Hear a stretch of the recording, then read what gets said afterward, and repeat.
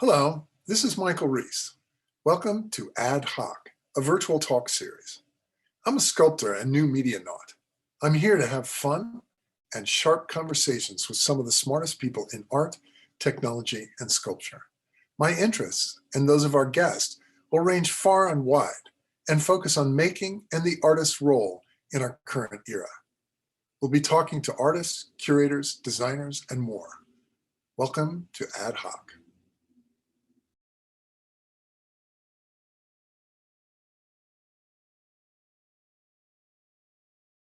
Oh, good. Well, listen, man, it's very nice to see you and welcome you to my little podcast or our little podcast. Thank you for asking. Ad Hoc. And, we've known each other for a long time. And also, I had the benefit the other night, I invited you into my class and you gave a little bit of a lecture about your work and what you've been up to all these years. So I have the benefit of like a really fresh look at Bill Albertini and what Bill Albertini has been doing all these years. And I thought it might be really interesting to start, part of this series is kind of about sculptural practice, although it's much bigger than that. Sculpture always spills over into all kinds of other things in the world, industrial processes and technological processes and so on. Right. And also conceptual processes and things about identity. And, it has a very rich, painting certainly does too, but sculpture sort of lays claim to a big terrain. Yeah. And I feel like, the work that intrigues me from you that I thought it might be a nice place to start is the Smithson's Island piece. The other thing I wanted to make sure of is you can share your screen. So if you wanted to share, if you wanted to share any images that you're referring to when we're talking, feel free to do that. So I thought it would be interesting to start with that Smithson's Island because, it's really a fabulous confluence of sort of digital media and sculptural concerns, and then also your own concerns with a background in sculpture, I guess it is. A lot of my stuff is diary-like. I'll kind of start something with no specific conclusion inside. Well, I might have a concept, of how it'll end up, but often, I'll work on these things for a long period of time, and it becomes like, kind of defines what my day in the studio is.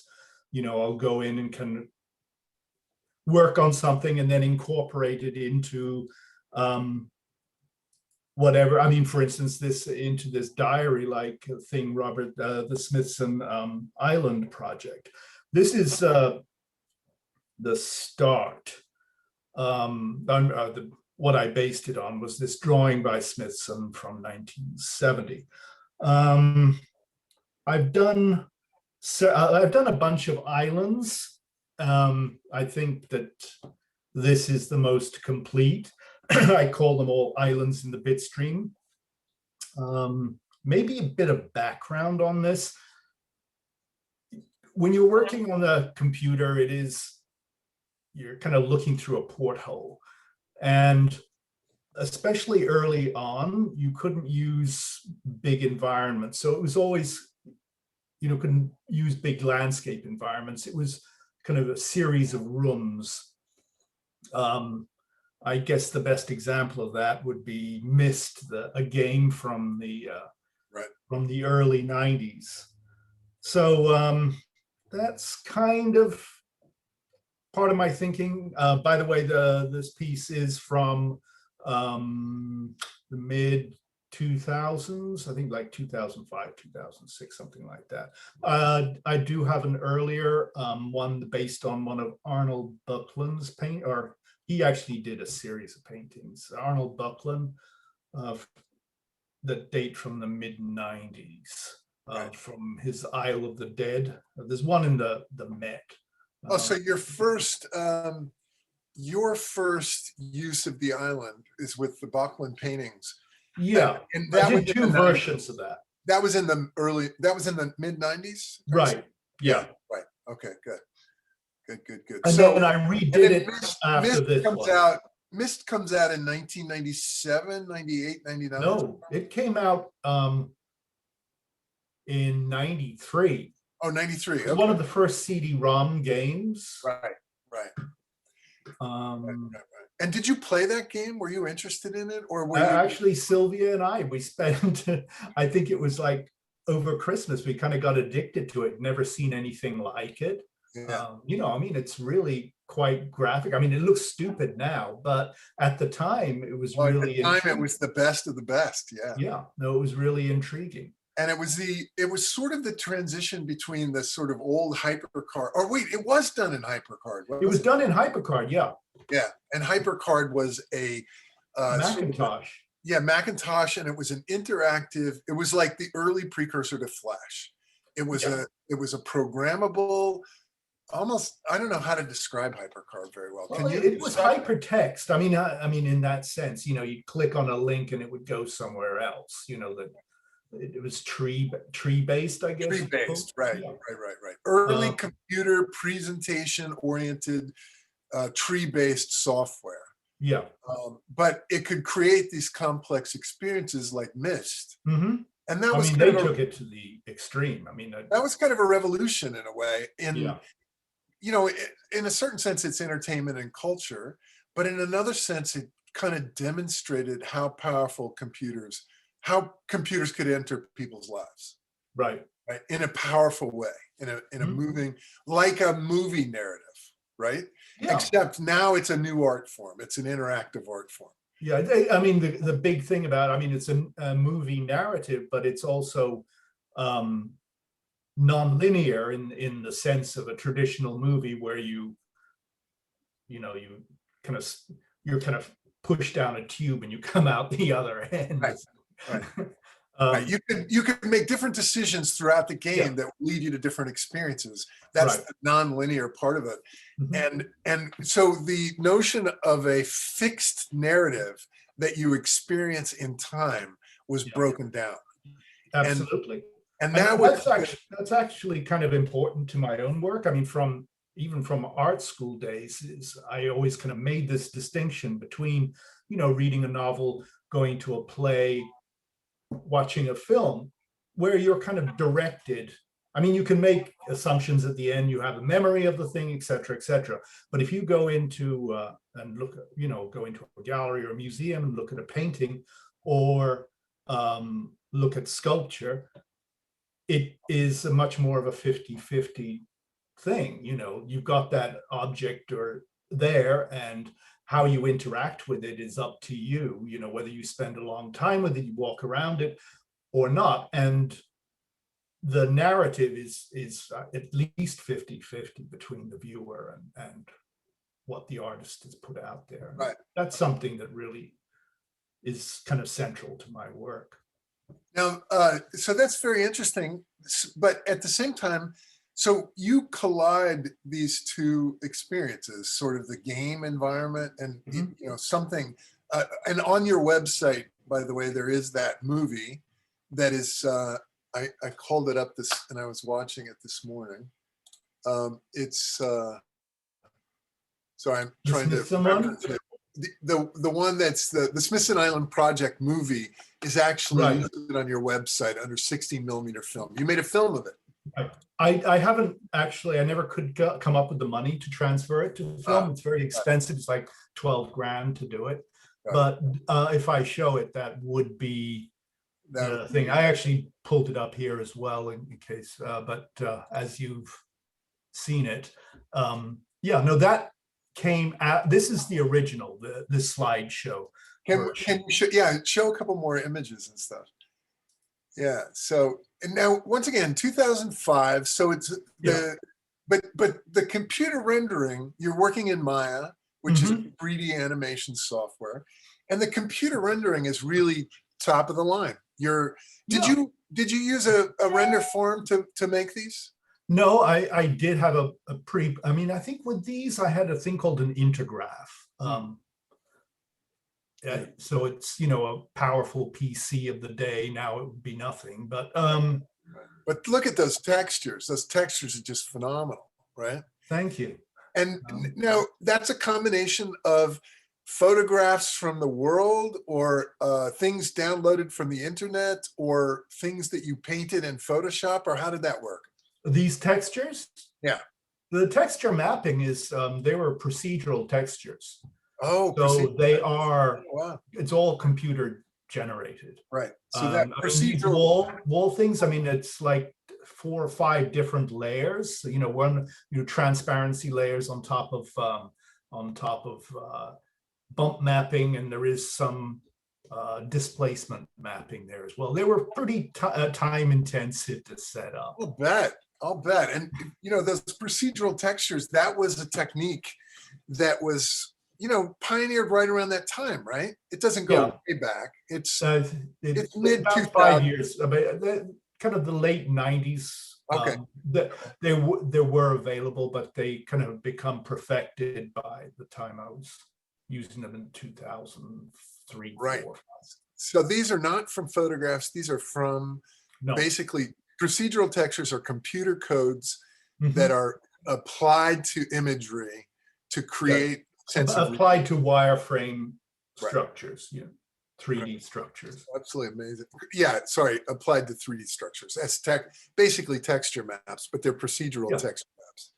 Right. Absolutely. So that's it. So you must have been really digging this, right? You were like, this was like, wow, look what I can do. And how I was down the rabbit hole on this. Yeah. For a long and time. how it opened up a visuality for you, right? Yeah. That is really evident and really extraordinary. I mean, look at that red, white. Sorry, the red, white. I don't know. Is it like it's kind of like a marble, you know, underground marble cave environment, you know. And actually that procedural texture is called marble. Ah, there you go. It's just I've changed all the colors and the intensity and things like that. Right. That's just amazing. And so, and at the same time, you're 3D modeling every one of the elements in here. You 3D modeled the island. You 3D modeled this. 3D modeled the island. Now I do buy some models. There's a company called TurboSquid. I actually never kind of used freebie ones, or I tried, and they're often really poor quality. So I ended up buying them, and I have no problem with that because someone spent a ton of time, you know, modeling things like these little pipe things and things like that, the joints and things like that. Well, but I adapt them for my own use. Yeah, but to boot, we have a tradition, you know, the tradition of the ready-made. And I think that there's no doubt in my mind that, you know, you've done a lot of stuff with pipes. And there's no doubt in my mind that you're using that and extending it and playing around with all the vernacular of the ready-made when you buy those models and implement them in the works, you know? Yeah. I mean, these are like the early, I mean, as you can see, I'm still, I mean, well, you know that I'm still using pipes. But these would be actually the earliest manifestation, I guess. So, what's interesting in a sense is why would you reconstruct, well, not why, but not only did you reconstruct Smithson's Island, but you added this content. You added this internal dimension. Yeah, well, I mean, I use it as a portal. I mean, it's almost kind of like a self-created exquisite corpse, or I use his drawing as the start of the, and then it becomes my own thing. I mean, you can see here that that's where you start entering the island, and from that point on, it's my stuff. Right. And in the slideshow version, there actually wasn't any sculpture, you know, that I had created until the very end. I see. This was my,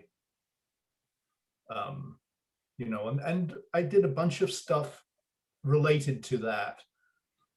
So, I mean, it's kind of, I mean, besides getting involved in creating this whole slideshow thing, it acts like a sketchbook to work through ideas and, you know, then come up with something that could be created in the real world.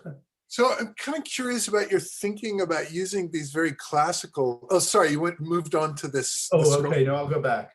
but just for a moment, it's interesting that you sort of inside of Smithson's Island. Smithson obviously, you know, he was an avant-garde artist. I think one would say that without problem. And yet at the same time, then you draw it back to the classical. Was there a particular reason for that, or were you thinking in postmodern terms, or? That goes back to my earlier work, you know, the sculptures that I was doing in the late 80s, where I was using, it was kind of towards the time when the Soviet Union was dissolving and history was starting up again. I did a bunch of pieces that used classical elements as a material.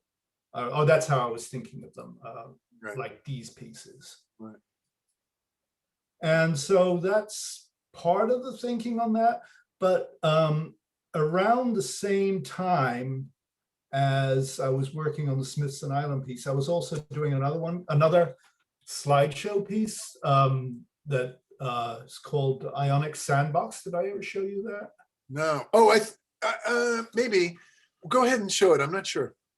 Okay, let me get out of this. Oh, right. I've seen these, but so again, so that classical thing in Smithson's Island is referencing this earlier work from you, basically. Yeah.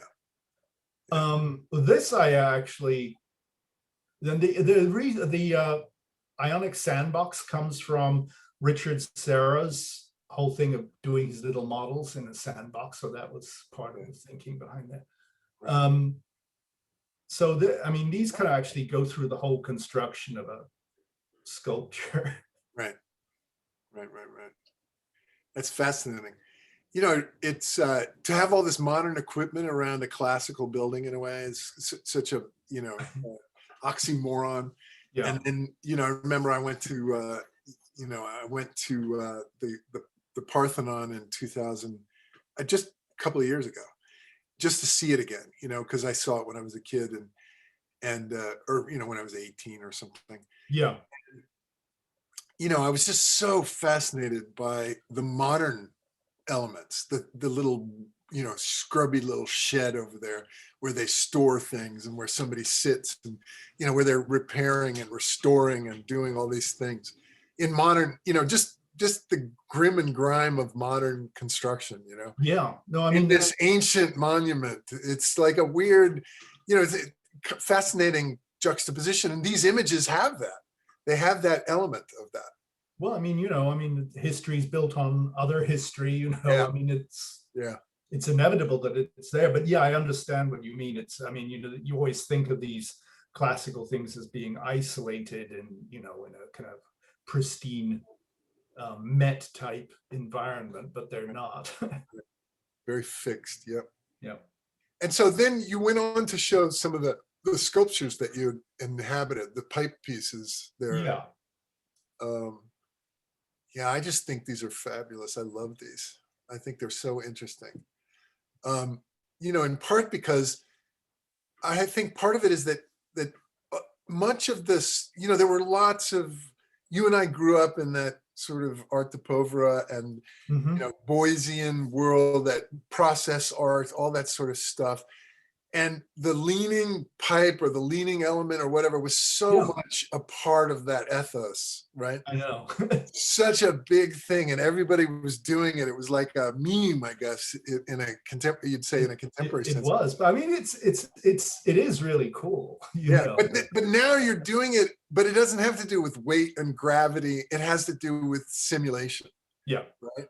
And so you're very much acknowledging this move into a new space while quoting, you know, previous, you know, kind of, you know, a previous meme, a previous attitude that people had towards form and towards the development of form.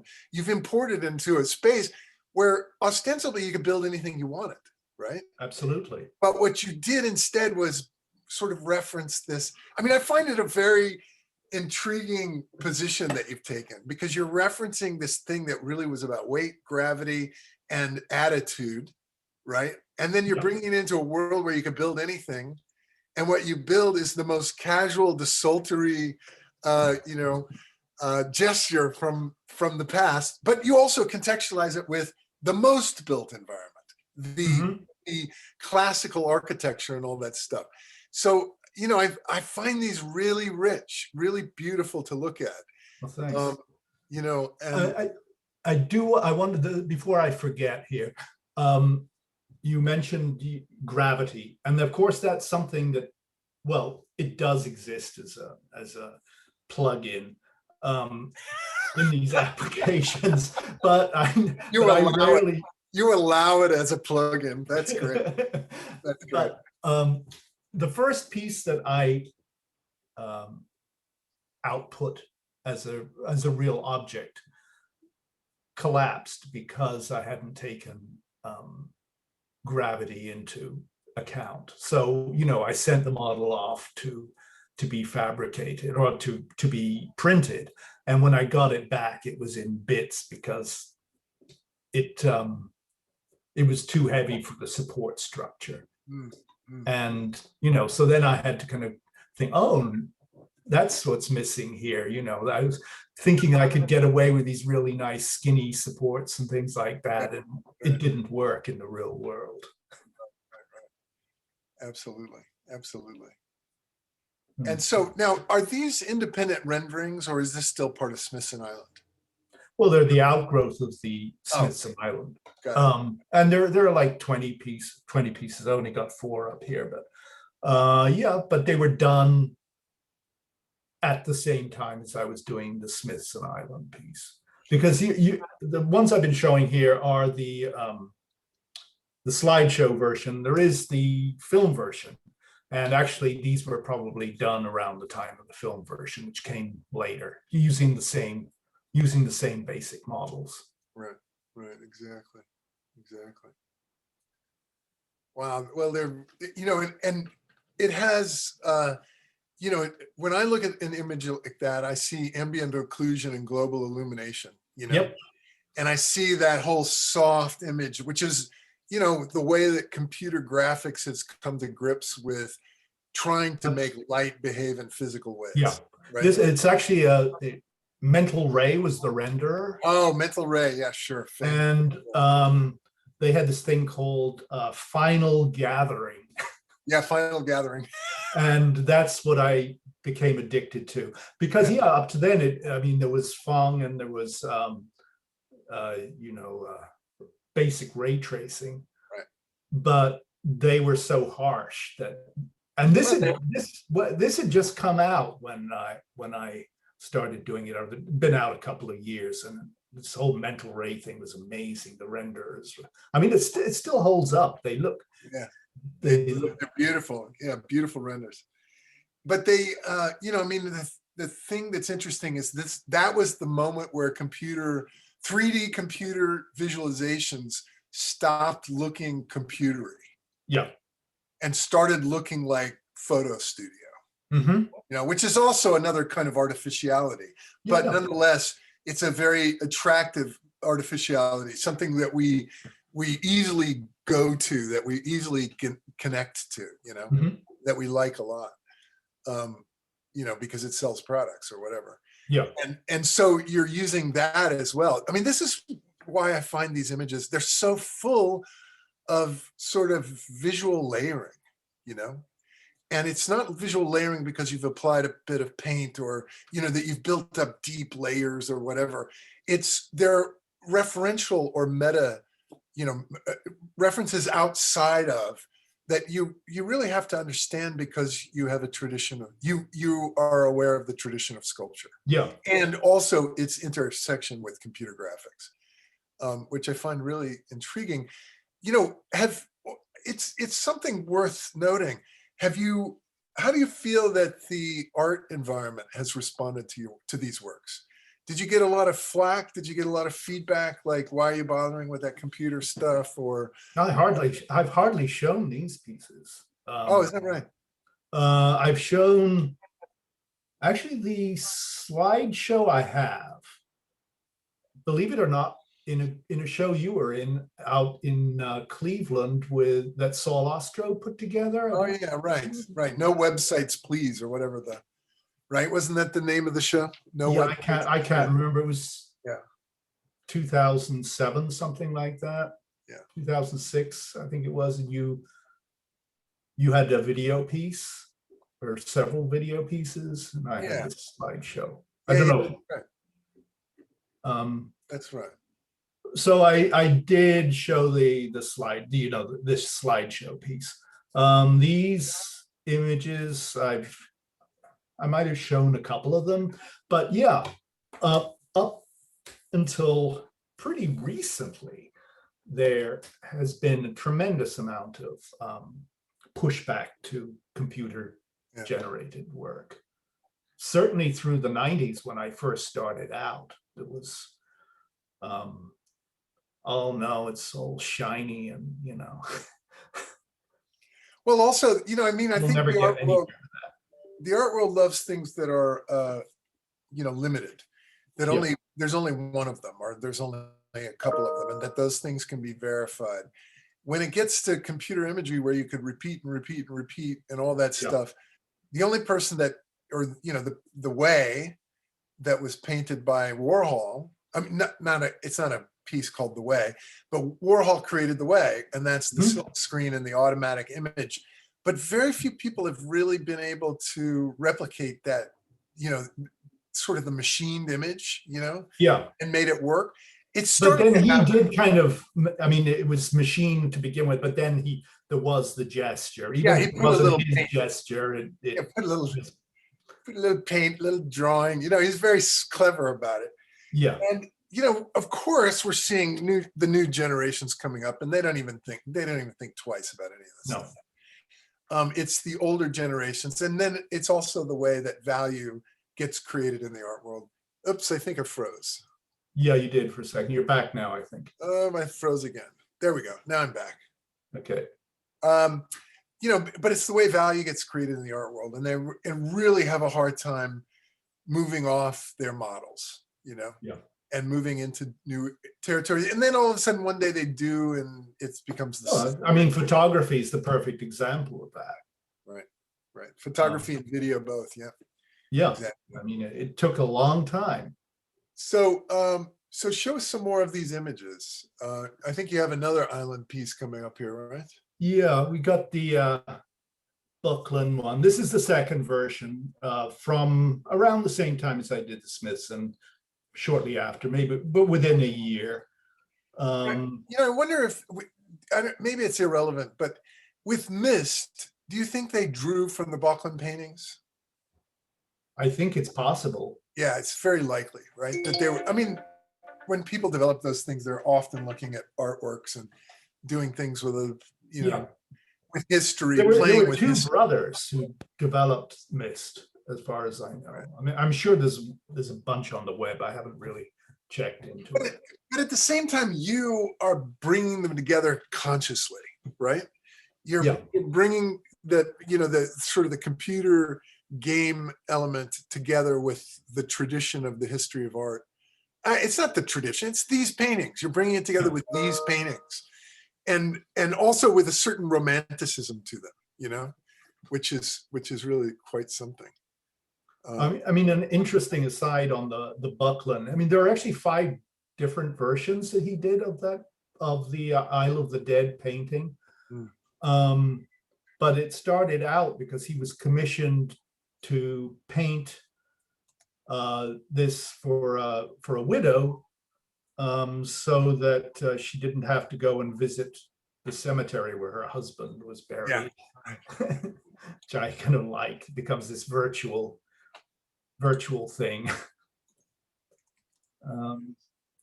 So anyway, I mean, it follows on the same line as the Smiths, and you start out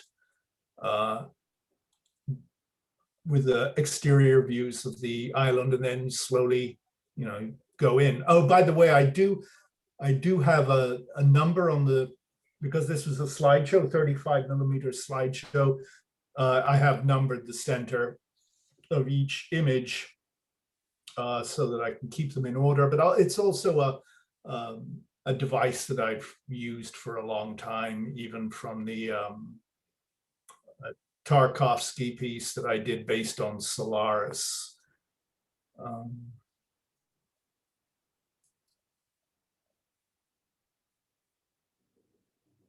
Right. And I think you talk about these in the context of American Power, right? Or yeah, Empire. I mean, these sculptures I refer to as Ionic Apollo, and they were done in the, obviously 12 years ago. So when the U.S. was kind of, going through a rough period, maybe not as rough as we have recently, but still, the whole kind of empire things on my mind, I guess. Yeah, right. Right. Well, they definitely have that look, that feel, that whole thing. They're really interesting. So let's talk a little bit. Well, these are gorgeous, so I don't want to rob anybody of the ability to see these. Now, have you exhibited these? No. Because I noticed that on your website. These are not up on your site. No, I haven't shown this at all. Yeah, it's interesting. And is there a reason for that? Do you want to withhold them? Are you holding them back? No, I mean, the opportunity never arose, and when you kind of finish something and you start something else, you always want to show the latest thing. So I think this was a gap when I wasn't showing much that I did this. It was actually when I stopped showing with Martos, I think, around that time. And, you're rummaging around trying to find another opportunity. And then you're obviously showing the latest thing you've done, which would be the next thing down the road. So these kind of got lost in that shuffle. Well, it's too bad. I mean, they're ripe for an exhibition, my friend. Thank you. Totally ripe for an exhibition.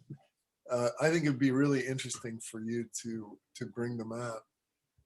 We've chatted about it a little bit, some VR work too, again, you may not want to do that. Maybe it's still, there's something fascinating about the fact that you had slideshows from computer imagery and that you chose to do that. You could have easily made a movie. You could have easily done. I really like the idea of it being ambiguous as to whether, actually, when you see these things as slides, they look a lot more real. Yeah. I mean, it does something, again, it adds another layer. Right. Right. I remember I did some works where I converted some images to slides and I was so excited about it. And, but I didn't know what to do with them. I didn't know how to make them into art. They were slides. And now such a pathetic little move between media like that is just, it's commonplace. It is. There's nothing special about it anymore. But at that moment, I remember it was quite special, quite extraordinary. You mean you can make them into films? You can actually record them on slides? That's amazing. I'm just going to pop back to like 90, 94, 93. This was a transparency. This is like one of the first things that I did on the computer, and I output it as a transparency. And I've long ago lost the original files, so these only exist in the analog world now. Wow, yeah, that's funny. That's funny. Which is something that happens, But that it's a testament to how long you've been working with the computer as well. That interesting. You still have all the sensibilities of a sculpture and of your early work of built things, and yet at the same time you're extending it into the virtual environment. I think that's one of the things I love about your work as well, is that it's so rooted in that historical language. Yeah, I mean, that has been one of the main things, that I never saw why something had to be from a particular period. In fact, I did get slammed for that by in a review that Michael Brenson wrote of my work in the late. This is long before computers, but those Baroque pieces that I was doing. He says you can't mix modernism with history. Oh, isn't that ridiculous? When was that? What year was that? That would have been 88, 89. Oh my God.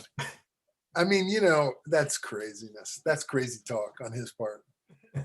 You know, you look at you. What do you mean you can't? You did it. Watch me. Watch me do it. So that's great. So let's talk a little bit about the Solaris piece, which is such an interesting, I mean, expansive project, right? Yeah, I worked on that from like 99 to 2004.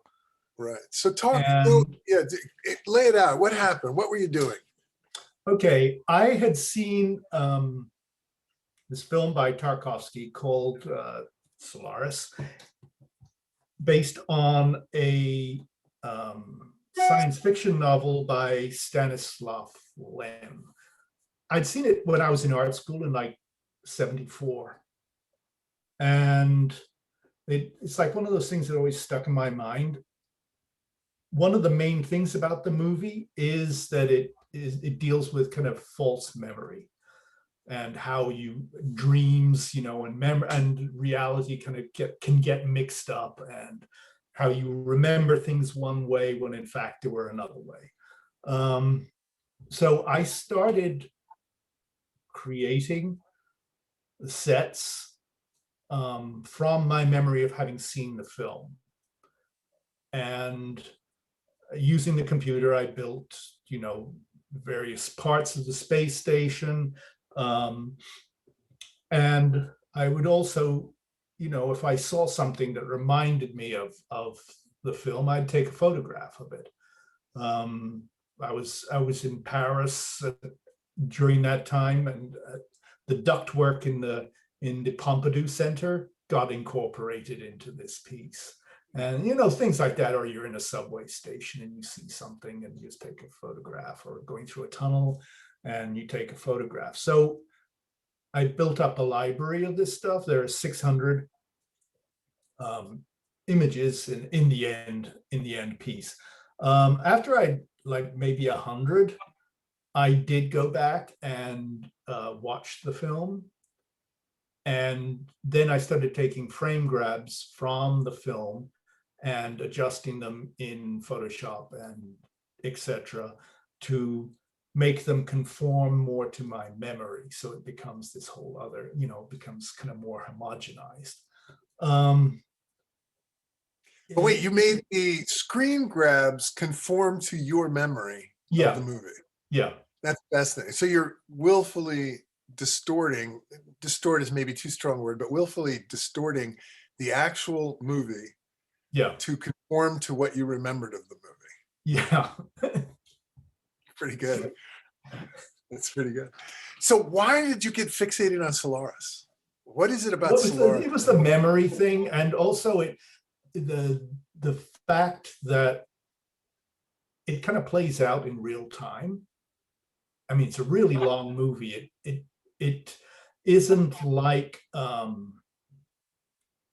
know, a normal narrative that, you know, as I was saying, get pushed in one end and out the other. Right.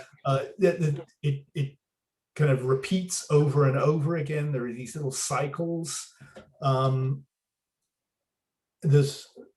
should bring up that there is another film that I hadn't seen back in '74 by him, called Stalker. Did you ever see Stalker? I'm in love with Stalker. I think it's an amazing film.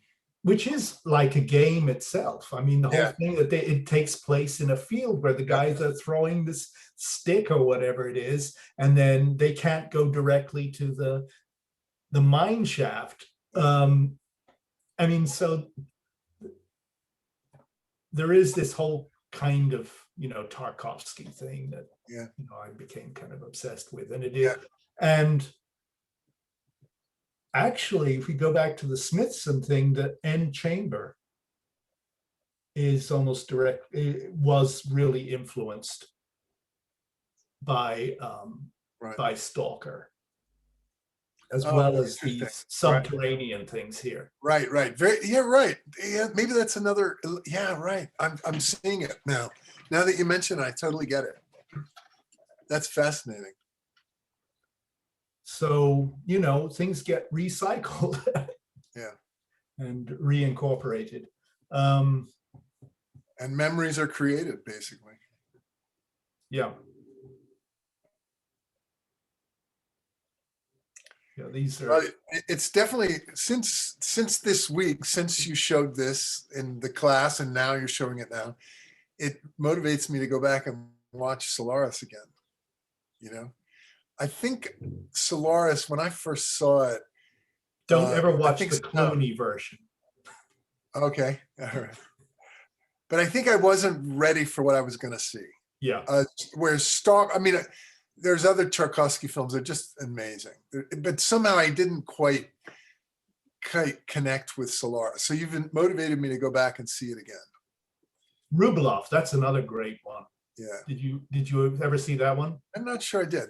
That's the one where they cast the bell and they bring in the 14-year-old genius and they actually cast the bell. I mean, he forced them to dig a hole in the ground and pour in molten bronze to do the whole thing instead of faking it. It's amazing. It's amazing to see what got done in those days. You know, that somebody would have a vision and everybody would be like, okay, let's do it. Let's make the money. Let's raise it. Let's do it. Let's make it happen. Wow, this is great. And again, you're working in the computer. Yeah. And you're basically modeling and or using found models to do all of it. I think for this, there weren't, because this was done a bit earlier, and there weren't really any found models available, or if there were, I didn't know about it. So I pretty well modeled everything. Wow. Fantastic. You know, so Bill, I mean, you know, you have this background as a sculptor, you continue to make sculpture, you do, and actually this is a good segue to some of the more recent work. You do a lot of 3D printing and a lot of, as well, you know, you're using all the newest technology in 3D printing, including metal printing and things like that. You have your own lab and all that stuff. And, you know, modeling is basically a form of sculpting for you, right? I mean, you wouldn't describe it otherwise? I mean, I'm actually a pretty bad draftsman with a pencil. I mean, I've always had, you know, I've always done perspective things with a ruler and protractors and things like that. I very rarely drew freehand. So I found the computer, you know, almost like second nature as soon as I kind of got into the programs, you know, dealing with spline curves and Beziers and things like that, you know, worked very well for me. So I've been modeling on the computer since, you know, within 6 months of getting my first one, which would have been 93. Yeah, fantastic. So let's move to the, you know, the pipe dream piece and show a little bit about what you're up to with, I mean, there's so much in your work and it's too bad we don't have enough time to do everything. Yeah, well, thanks. I mean, but, you know, like the thing is that, you know, we're interested to see your realization of objects and what you're thinking about that. Okay, I mean, let's see, maybe I should just quickly run through the things when I first started outputting real things, which would be directly after the Arnold Buckland. Within a year, I started outputting these. An early version of this was the one that collapsed under gravity. That I was telling you about a few minutes ago. Right. So these are from 2010. And there was a company called Stratasys that I came across that was a service bureau out in Minneapolis. And they were the first affordable that I came across, or reasonably affordable company to take an STL file and print it for you. But they did have a restriction on the size, and I think it was 8x8, but that became really expensive. So these are like 6 or 7 inches, maybe a bit more. And, 7-inch cubes. The other thinking behind these is that, you're modeling in a viewport, which is this restricted kind of viewpoint. And I kind of started thinking, well, that's kind of like from the 50s sculpture that was put in this perspective device. I call it a space frame. Giacometti used it a lot. Francis Bacon in his paintings, and there are other people that did that as well. So I kind of have these things with these objects, trying to get them to float around inside the cube, like they would in the computer monitor, but I had to build structures to kind of support them, so that becomes this whole other thing. Let's get some close-ups there.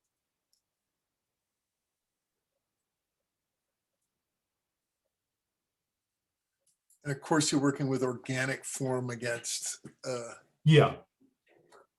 These,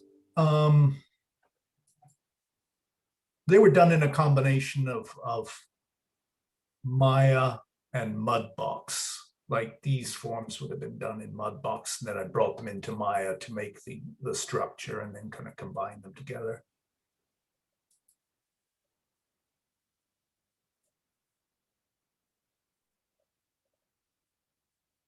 This piece, there are 4 in this one, was kind of like stop frame animation in 3D. It's like these 2 objects, these 2 organic shapes do twist around inside the cube, and they're kind of rendered out in 3D to form a sequence.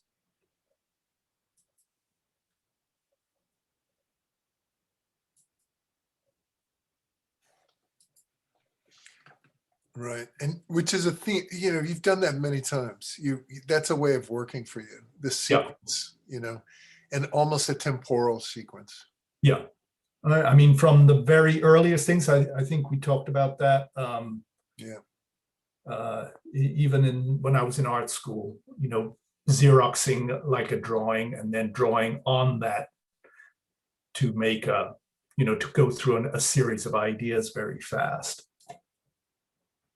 Then I did get my own printer. This would have been like 2014, something like that. Mm-hmm. And I got a cheap scanner at the same time, which did atrocious scans, but and especially when you crumple up a piece of paper and try and scan it. So I end up with these kind of garbage prints, but I found them really interesting.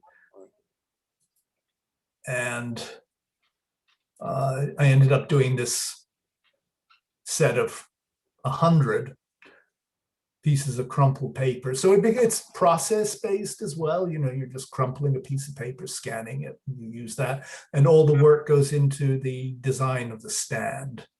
And actually, these pictures aren't that great, but that becomes kind of pretty geometric down there. And then you kind of got these floating clouds up on top. I enjoyed this piece.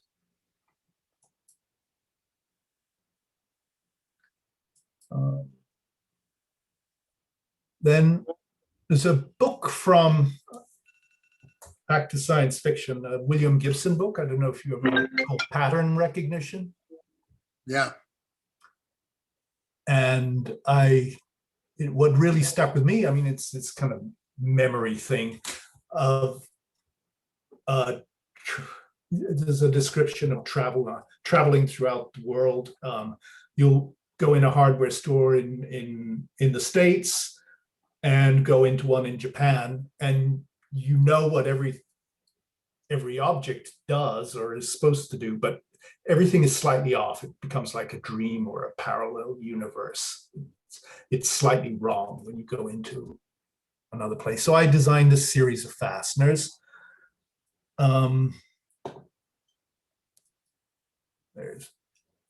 Which you can tell what they do, but you know, they're not like anything that you'd find in a hardware store. And then I did a series of sculptures that put them to use. There's a, let's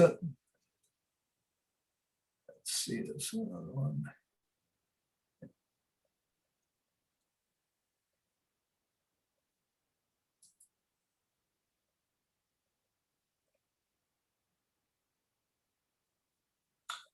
And directly from that, I started working on this series called Pipe Dream System, which is a series of pipes modeled in Fusion 360 that, let me see there. These are an early version where I have 70 discrete components. And these are all the components in the Pipe Dream system. Yeah. The connectors, so to speak. Yeah. And I'm now up to like 140 because I have continued working on them. Yeah. But this is the original 70. And then you rendered them against a beautiful sky. Yep. Hence the Pipe Dream. And these images, I was part of a Facebook group called Clouds That Don't Look Like Anything. And so I had tons of images of the sky on my phone, and so I repurposed those for the background. So it's like a catalog. Of skies with these objects floating. And I 3D printed the frames for these.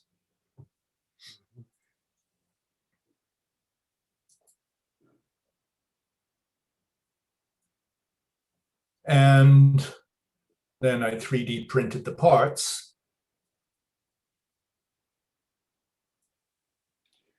It's such a lot of work. I mean, this is hundreds and hundreds of hours of modeling, and then it's thousands of hours of printing. And you did all the printing yourself on this. Yeah. Yeah, and with your large scale 3D printer. Yeah, with the Gigabot. Yeah, and so I mean, that's like a Herculean task right there. It's quite a bit of when I think about it, but if you keep just going, I mean, the printer, as long as it's working, it's a matter of feeding the file to it, and taking it off, and it's when the printer breaks down that you have problems. But right. So what's the size of that piece again? That's like 20 feet. 25 feet long, maybe. 25 foot, yeah, right. And all suspended. And then the piece on the floor is a stainless. No, it's, I don't have a close-up of it. It's taking these components, it's cast in aluminum. Oh, it's cast, yeah. So you cast it in a traditional manner. Traditional manner. Yeah, we might call it lost PLA instead of lost wax, lost PLA, right. Yeah, and I was able to get friends to help in exchange for printing for them. And so I was able to do it on a very limited budget. It worked out very well. Cool.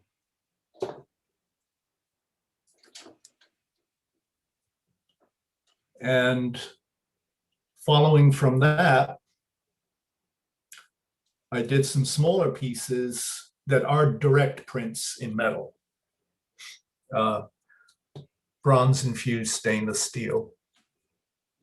Is there much finishing on this? I mean, have you polished it and painted? No, I get them to tumble it, and then there's like a suite of different finishes you can get commercially. This is I can't remember, antique something or other, but it is what they do. And so there are slight flaws in it because I'm not getting it done as a fine art thing. I'm using an industrial service bureau. They're not interested in fine detailing stuff for you, but it comes out well. I'm very happy with it, and it's somewhat affordable. I mean, this piece is like 30 inches tall, something like that, and great. Because it's done in components, you can maximize the build space. I mean, that's what you really pay for with these services. If it was done in one unit, you'd be paying for 90% air, but you're still paying for a ton of stuff. Yeah, good. All right, good. Well, we're kind of winding down here, but these pieces are gorgeous, and the metal processes are really extraordinary. And I think it's the other interesting thing is that you really are returning to the object after a long foray into the virtual. You've returned to the physical. And also combined it with the images that you've rendered with the composite images of each individual unit against the blue sky, or the not always a blue sky, sunset sky, a beautiful dreamy sky. And the most recent ones, there we go. Most recent ones are against water. Yeah. And these are the ones that are becoming much more Baroque. I mean, there's piercings in them and things like that. Covidian, yeah. That's beautiful. Nice. Yeah, really taking advantage to the way that the computer can reveal internal structures. Yeah. You can model them and they can be seen and revealed. Wow. Well, fantastic. Well, Bill, it's such a pleasure to talk with you today. Tell us, where's the best way to see your work? You obviously have a website. I do. Yeah. BillAlbertini.com. Okay. And then you also, do you have an Instagram page that people could follow or find you at? Yeah. Bill_Albertini. And actually I have archive section within that, so it's Bill_Albertini_work_archive. Okay, good. Good. But if we search, I think that's right. But if we search Bill_Albertini, we will be able to see probably that work stuff will come up as well, right? Yeah. Very good. All right, well, great. Thank you, my friend, and thank you. Yeah, have a great weekend, and thanks for You doing too. this. Okay. Okay. Nice. Bye. To see you. Bye-bye.